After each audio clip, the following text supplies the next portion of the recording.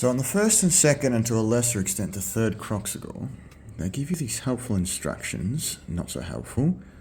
You take the first two back bits there and try to join them up. And I mean, I really tried to sort of line them up,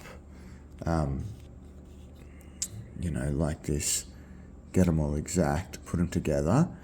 It was so difficult. I found it in the end, now that I've built a few, that it's a lot easier to skip to the fourth piece and join the third piece to it.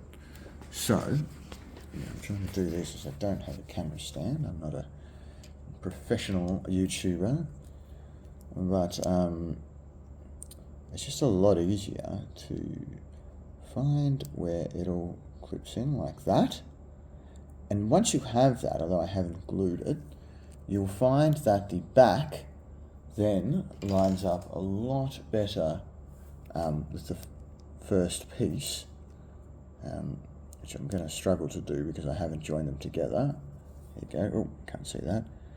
Like that. And so I would recommend going fourth piece to third piece, first piece to third piece, and then the second piece will slot in. And I've assembled them all that way, and it's all worked out pretty well.